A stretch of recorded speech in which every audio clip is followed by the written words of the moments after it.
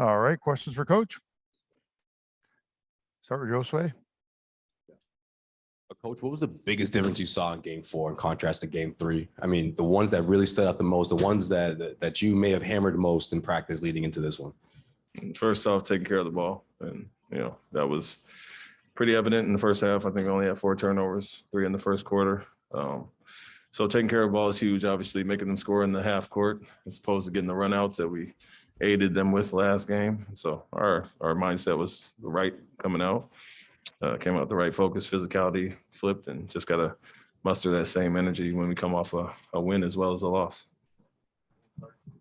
Ime, we talked about Derek's aggressiveness coming in and he scores the first 7 there. What goes into a start like that? Conversations, things he was doing in shoot around practice, like what just kind of set him up for that start? Understanding the urgency with Marcus being out and the position he's put in, obviously starting the game, going to have the ball in his hands a lot more, and wanted him to be a confident, aggressive, and he picked his spots well early on. They guard him a certain way. We told him to look for a shot, but also get downhill and facilitate, and he does that extremely well. Just happened that he got the right looks, took the shots that were there, and then started finding other guys. And so we want to be aggressive at all times. Talked about his jump shot may not be falling, but he does so many other things for the team, and he did that tonight. And how is he doing? Saw him grabbing at the hamstring there at the end, and Rob, coming out and getting the wrap on the knee there. Yeah, he said a little cramping, so Derek's fine. Rob, just precautionary as always, coming off the surgery. Ime, you've known Derek for a while. Could you just talk a little bit about what his adjustment to this team has been like? Obviously, it's not the easiest thing to switch teams in the middle of the year, and how much as a coach you appreciate the fact that his role might fluctuate from being a very large one like it was tonight to certain games. Maybe it's not what he's used to and what he had in San Antonio, but he still seems to handle it well either way.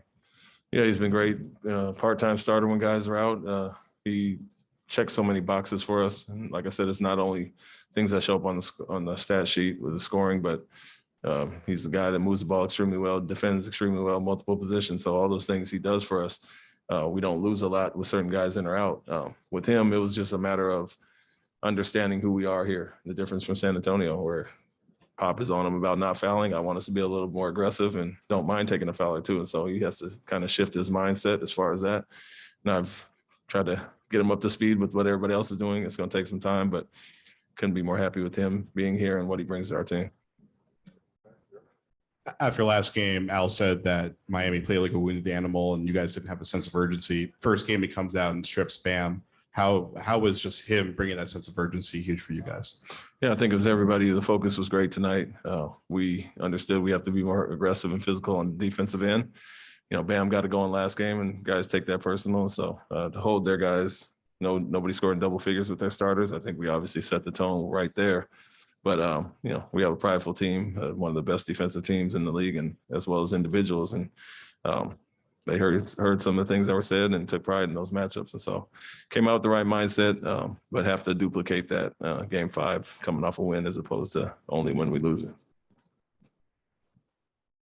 Ime, Jason finished with his most free throws made and attempts the whole postseason tonight. Is that something you preached him coming into this game to go to attack the rim more and get to the line more? Just being aggressive. They are really crowding our guys on the perimeter, and said sometimes you just have to break the play and be aggressive and get downhill. He did that from the start. And then they went to smaller lineups where they don't have a lot of rim protection there. So we were really trying to get to the paint attack. And obviously getting 14 or 16 free throws for him is huge, but continue to make the right play. They're going to try to take some charges. If Adebayo's not in the game, there's not a lot of rim protection, but he still has to make plays for others, and he did that tonight. And obviously the big thing with this team is how resilient you guys have been in bounce back wins. How do you take it from being resilient to being consistent going into the next game? Yeah, understand what's on the table. This is a 3-game series now, and can't always just flip the mindset when we come off a loss and get a little desperate. And the guys talked about that in the locker room now. We've obviously been here before to string some games together and come out with the right mindset like we did tonight. Obviously, it was apparent the difference. We understand we don't want to go down 3-1. And so guys came out with that physicality. It was almost like it flipped from what Miami did to us last game. And obviously you saw that in the start. But understanding it's a long series, a lot of ebbs and flows, but we want to be who we've been all year. It was a physical, aggressive defense, attacking on offense, and not wait for us to get down to kind of muster up that energy. You guys only shot, I think, 39%, 25% from 3. and this game was still never in doubt. How encouraging was it from your standpoint that you guys were able to execute in other parts of the games there and kind of maintain control the whole way? Yeah, we said that it wasn't our best offensive night, but defensively we were obviously elite tonight for the most part. Guarded their three-pointer shooters very well. Like I mentioned, 18 points from their starters. So we came out the right focus on that end. And we got room to grow still. And that's the thing with us. We can always rely on our defense. We've won several games this year doing that when our shots aren't falling, and to hold them to, in the 30s for 3.5 or basically 3 quarters. High level defense. And we can do that even if our shots are not falling. It's just mainly taking care of the ball, not letting them get anything easy and kind of wearing on them mentally.